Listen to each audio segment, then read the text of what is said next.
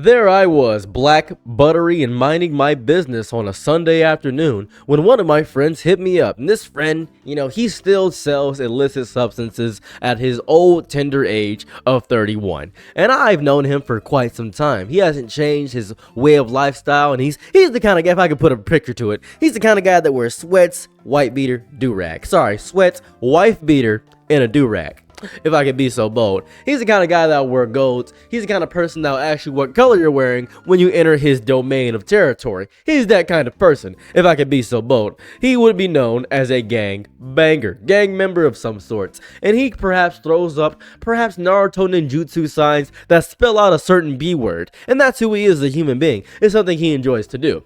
Now, if you don't know what I'm talking about, he's a blood gang member is who he is. That's who he is. Now, you may be saying to yourself at this exact moment, there are no Bloods in Detroit. This is the Detroit news right here. A Blood leader was taken into custody recently. This happened recently, by the way. The Bloods and Crips are all around. It started in LA, but it expanded throughout the entirety of America. They are everywhere. There's also the VDs.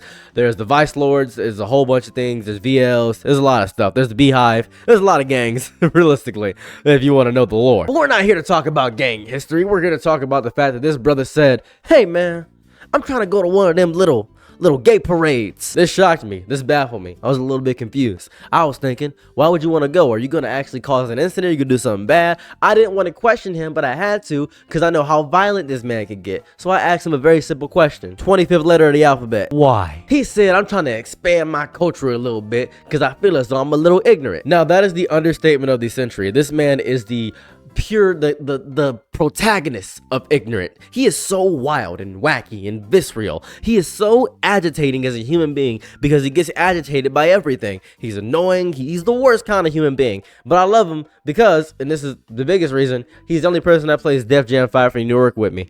He's the one and only, and he's a great player at it. He's one of the best to ever do it. He has a PS2 that still works somehow, and he's a great man to his kids.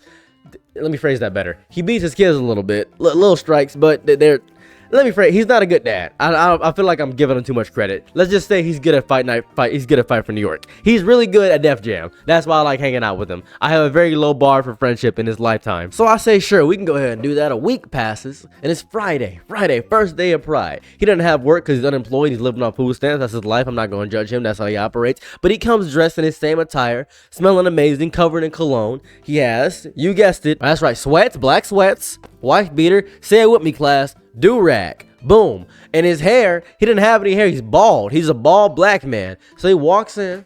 No metal on him. I'm very confused. Went through the metal detector. There's no metal. I naturally assumed he would probably have some kind of pocket rocket on him, something of that variety. Maybe a clip dispenser where he can go and spray the entire area. But he appeared in this location with nothing on him. No protection, by goodness. But he saw some condoms and grabbed some protection immediately because every pride parade I've been to has a table full of Trojans or one condoms, and he grabbed a few of those and put them in his pocket. He began to swander about. And we're having a conversation about life. Yeah, man, my daughter, man, she was talking about how, she's non-binary or something like that. And I told her, man, I don't know what non-binary mean. I don't know nothing about computer codes and binary and stuff. And I looked at him and I said, no, non-binary means, he said, yeah, outside the gender spectrum. But I don't know what a gender spectrum is. I got Spectrum Internet, but I don't know what spectrum is, man. I don't know what she talking about, bro. She just be saying words and something like that. I don't know what's going on. So we're having this conversation and he stops me, boom, grabs my chest and said, bro, look at that Amazonian. Now, immediately, I'm much like Father Time because I can clock anything.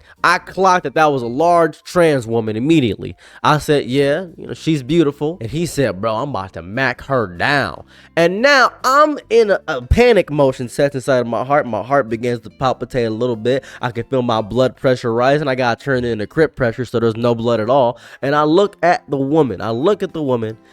And I look at him, and I can see he is in deep limerence. He's in infatuation. So he swanders over, and I can't stop him. He's 6'2", and I'm 5'5". I'm not stopping this man. He swanders over and say, hey, baby, what you trying to do about it? And I don't hear the whole conversation, but she's giggling. She's laughing. She's white. He looks at her hands.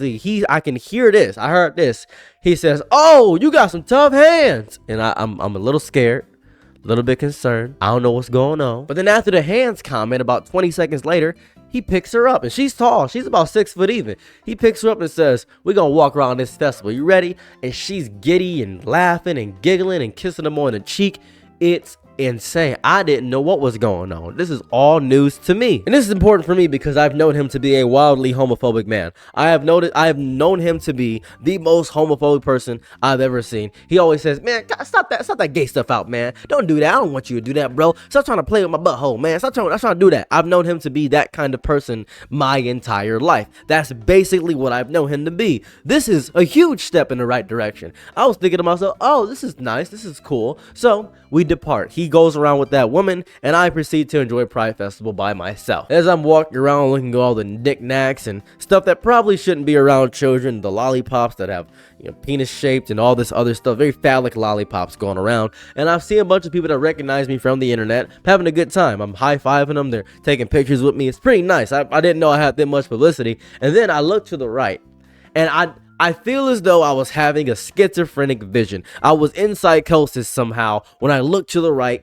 and I saw something that would only appear in Willy Wonka's Chocolate Factory. This would only appear in Pee-wee's Playhouse. This would only appear if I was deeply in a desert haze. So much misery going through my veins. If I was Spider-Man fighting Mysterio, I would see this hallucination, this illusionary vision. I look to the right and I see him, and he is making out with a trans woman, a stud, a trans man, and he's in a circle, just making out with him. And his one is on his lap, and he's basically co-opted himself his own polycule. He's having the time of his life. He's having a great time. He lights up a Black and Mild, and he says, y'all want some of this? I've never seen anybody smoke a Black and Mild in my life, by the way. I want to point this out. Nobody smokes Black and Milds. They hollow them out to put something else inside of them. Perhaps the French word for yes with a D at the end. That's what they do. I've never seen a man actually go crazy in sicko mode with a black. I've never seen that. That's news to me. This is all news to me. His big, brolic black hands are gripping all this cheek. Just straight white bakery. Just right in his hand. White bread in his hand. Just grabbing buns. That's all he's doing. Just doing that. And he says, man, this is the best festival I've ever been to, man. It's so cool. And I finally hear one of the people that aren't him speak and say, you're so interesting. Tell us more about your escapades as a gang member. He says, man, I cursed on the dude, bro. I hit him with and he's explaining hyperviolence to these people, to these women, to these studs, to these people. He's just explaining hyperviolence, and they're enamored, they're captured, they're gathered around the campfire to hear the campfire song. That's right, the CAMPFIRESONG song. And if you don't think that we can sing it faster, then you're wrong, because it'll help if you just play along. It's going crazy. He's going nuts, explaining all this nonsense to him, explaining all these words, all these sentences, and I'm just baffled. I'm just looking at this. I'm so happy. If I could put a phrase to it, I'm so happy that there's no violence going on, there's no anger. So the festival, the parade, the Gay Pride Parade Festival, the whole fair goes on for quite some time, right? And I'm there for about 6 hours, and I don't see him most of the time until the end of it. At the end, he has so many new Instagram followers. He's got new Instagram, because I want to point this out, he's a very attractive man. He's not some ugly smugly. He's very attractive. He's a beautiful bald man. He has very lovely green eyes. He's lovely. He's just a lovely, beautiful man. And it's just the ignorance that precedes. He's in Detroit. He's a Detroit black man. We got the most beautiful black people in the world right next to Atlanta gay men. We just rocking out here. So, and he tells me all that he's done. He has fornicated 3 times at this festival, right? 3 times. And he said, yeah, man, they let me go in the back door, man. I ain't know women would let me do that, bro. All the black girls I'm with don't let me do that. But, these chicks here, man, they let me go crazy. And I'm just hearing all this information, all this lore, and I just let him have it. I don't tell him, hey, I'm not going to do nothing. I'm just going to let him go. He said, yeah, we going to a after party tonight. You trying to pop through? So, yeah, I go to the after party. And this is where things get a little crazy. So in Detroit, there's 3 after parties going on. There's a place called Glotaku. Glotaku is a anime rave that was going on that very same night. And outside of Glotaku, there was a gay pride rave at a bar. And then all downtown was having a bunch of just gay stuff going on. Hotter than July, a bunch of stuff happening. He goes to every one of these festivals. We grab a scooter and we go through all of them. We spend 2 hours each at each of them. It's 10 o'clock. We go 2 hours at Glotaku, 12 o'clock, we go to the next place, 2 hours there, and then for the rest of the night, we're just walking around. And then at like 4 o'clock, he says, yeah, I'm about to go to this hotel with these people. I'll see you tomorrow. And I'm not going to describe all the nonsense that happened at Glow Taco and all that stuff, but I will say what happened as he went to that hotel. His body was covered in hickeys. He had cat ears on. He said, hey man, this was cool. He smelt of lilac and lavender and vanilla and scents I had never known in all of my days. He explained everything that happened. He said, got my chocolate starfish, ate, somebody tried to put something down the tip of my goo-goo, everything happened. I was eating somebody's butt, something was happening. I was like, okay, that's cool. He said, yeah man, it was pretty cool, man. I'd love to do this every weekend. I said, there's not a gay pride every weekend. He said, what? If I become mayor of this city, I'm making sure we have pride every weekend, just so I can get some cheeks. He's already corrupt. He's perfect to be a mayor. I love everything he's saying. Anyways, that's pretty much the base of the story. That's pretty much all that happened. I just want to talk about this because, you know, it was a fun experience. That's it. There's no lesson to this story. Have a lovely day or night wherever you're at. I'm out. Peace. Bye. I'm your Nick and Night, be my Laurel. Slow. Happy to try what you need. Your world, I love to live in it. I love the ride when you're free.